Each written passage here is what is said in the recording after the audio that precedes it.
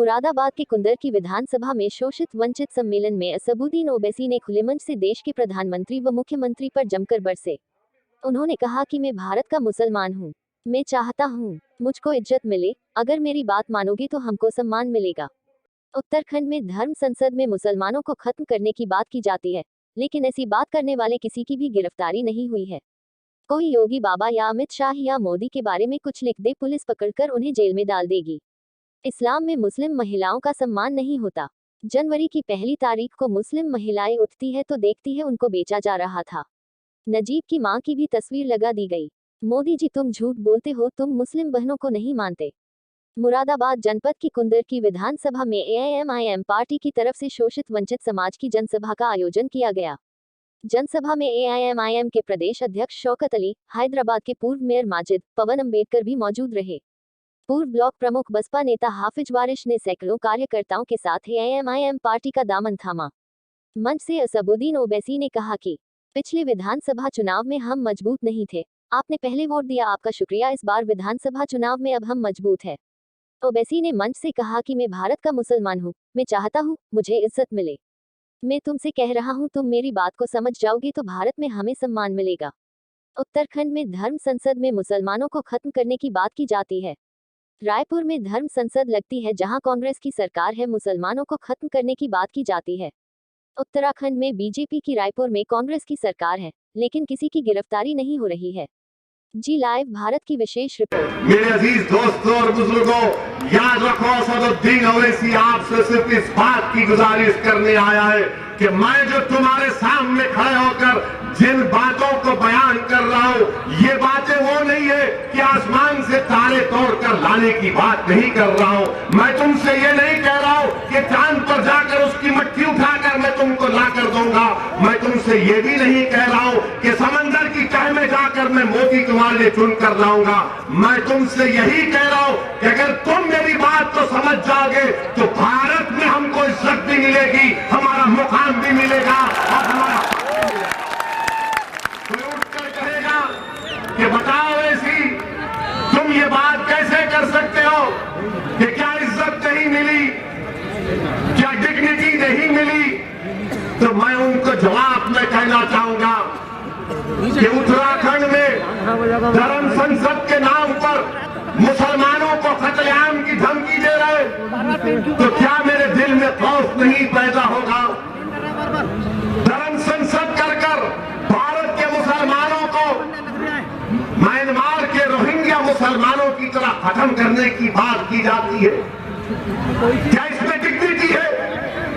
रायपुर में धर्म संसद होता है, कांग्रेस की सरकार है, वहां पर कोई कहता है कि इंसानियत को बचाना है तो मुसलमानों को सबके हस्ती से मिटा दो।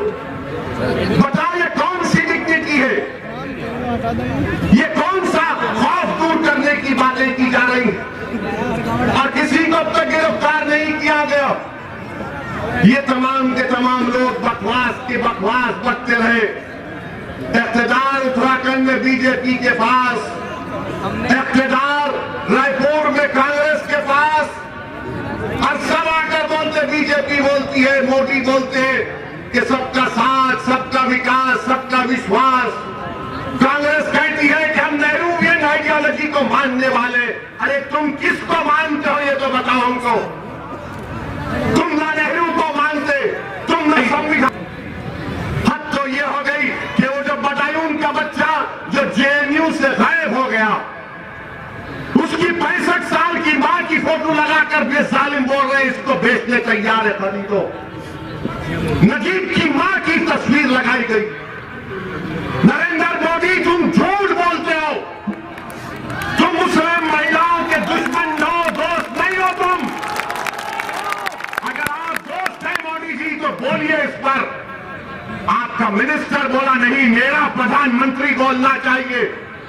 नजीब की मां 65 साल की, आपने तो ट्रिपल तलाक में बड़ा बोला था, मेरी मुस्लिम बहनें, मेरी मुस्लिम बहनें। अब कहां गई वो मोहब्बत बताओ आप?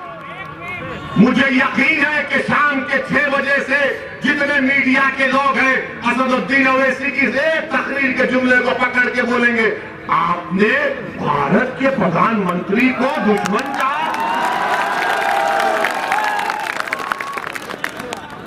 ये पूरे के पूरे पप्पा जी के बेटे हैं,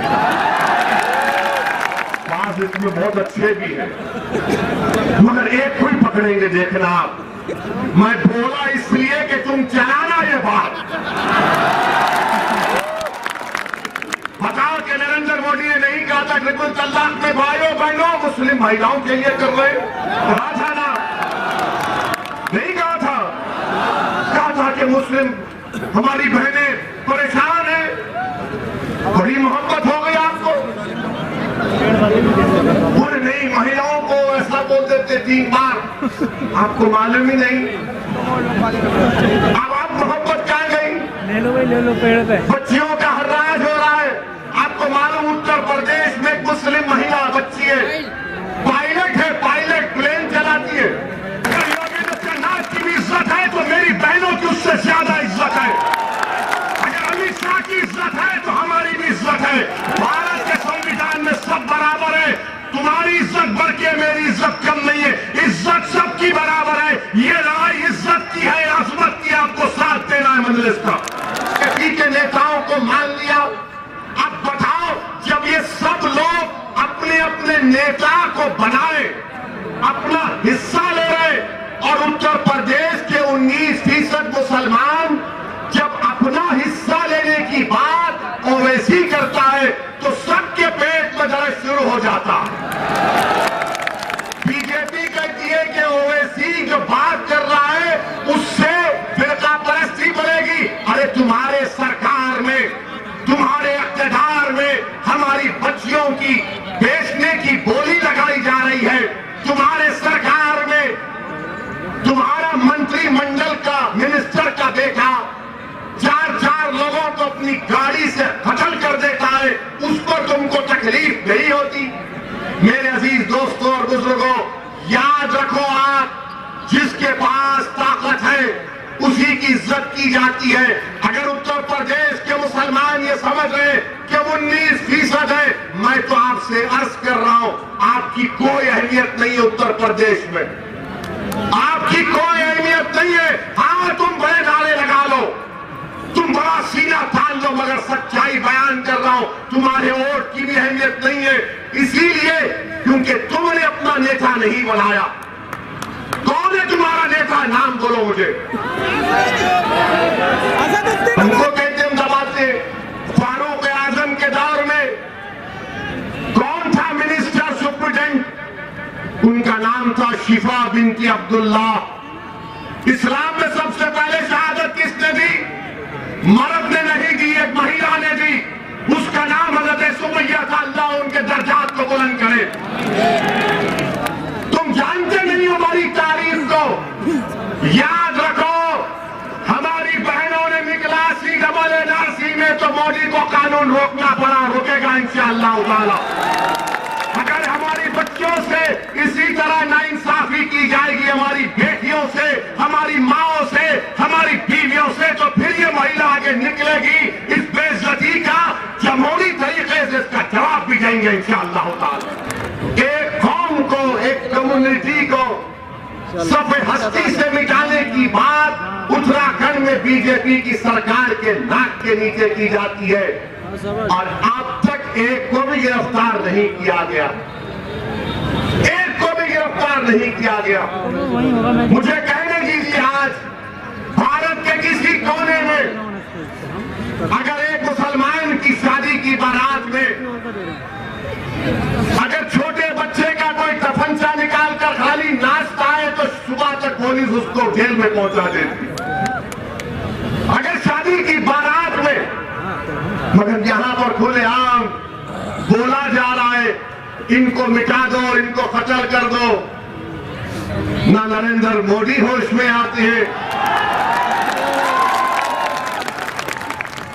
एक्सरसाइज तो बहुत कर रहे हैं मोदी जी आजकल, अच्छी बातें हम भी करते हैं, मगर एक्सरसाइज आप कर रहे हैं, मगर ये लोग क्या कर रहे हैं? ये कौन से अखाड़े के हैं ये लोग जो भारत के संविधान की धज्जियां उड़ा रहे हैं? ये कौन लोग हैं जिनको बीजेपी खुली छूट देकर पूरे मुल्क में जहर फैलाने का काम बयान कर रही है। मेरे अजीज दोस्तों और बुजुर्गों, अब तो हद ये हो गई, हद ये हो गई कि 1 जनवरी के दिन मुसलमान बच्चियां, लड़कियां, हमारी बेटियां, हमारी बहनें जो जर्नलिस्ट हैं, उनकी फोटो लगाकर उनका हर्राश किया गया। उनकी फोटो लगाकर ये तमाम के तमाम मुस्लिम लड़कियां एक से एक काबिल, पढ़ी लिखी है, शरीफ है, नेक है, सोमो सलात के भी पाबंद है,